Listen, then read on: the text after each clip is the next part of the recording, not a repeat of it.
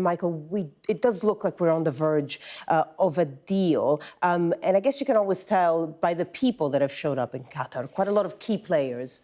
Yeah, Barbara, that's exactly right. I mean, when you look at who's there and who's been in and out of the capital in Qatar and who's been round the circuit in the Middle East, it's quite interesting. So there's four people here in particular. I mean, from the left, that's Mohammed bin Abdulrahman Al Thani, who is the Prime Minister and Foreign Minister of Qatar. And he is the convener of this. And he's put a great deal into all of this, and he's stuck with it.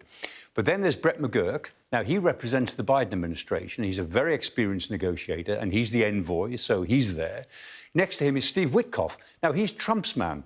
All right? And so, you know, whether they're in the same room, I rather doubt, but they've been around the circuit. And so both Biden's envoy and Trump's envoy are both doing the same thing. Now, we can argue about whether that is a sensible or protocol of diplomacy, but it'd be interesting to know if they're saying the same thing in those rooms.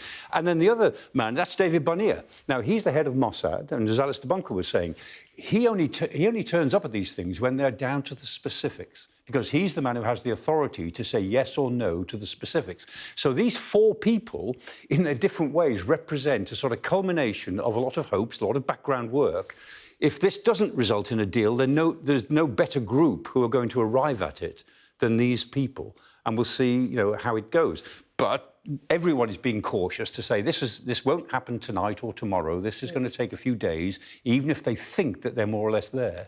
I mean, you say a few days. Obviously, the Trump inauguration is on Monday, so a week. So is it something that we are going to see around that time, do you think? I'm sure there's some choreography going to go on around that. I mean, are they prepared to, if they've got a deal, are they prepared to go with it and give President Biden, the outgoing President Biden, the credit?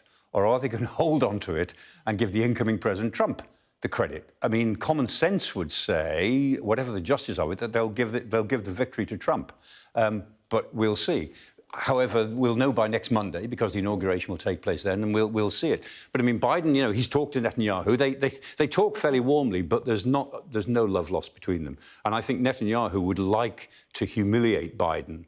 And, in a sense, score another point with the incoming President Trump, if he could do that. But we'll see what the choreography is. We'll know by this time next week. You mentioned the choreography. What about the actual stumbling blocks? What is it that is stopping a ceasefire? Yeah, the stumbling blocks are considerable, and they've been there all the time. So Hamas say they want complete withdrawal of Israeli troops from Gaza and a permanent ceasefire, permanent deal. And the Israelis say, well, we're not going to withdraw all of our troops. We want all of the hostages back. Now, the outcome is that they're not going to get all of the hostages back. There are about 60 hostages believed to be still alive, maybe 40 who are dead, whose bodies need to be repatriated. So there's about 100 names in play.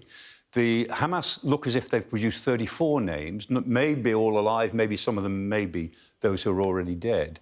So there's possibly 34 to be handed over, and there's possibly some Israeli troops to be withdrawn. The Israelis don't have many troops in Gaza, actually. They're bombing from the air. But the places where they have the troops are the Netzarim corridor, which is this military corridor they drove to divide the north and south and keep control of Gaza City.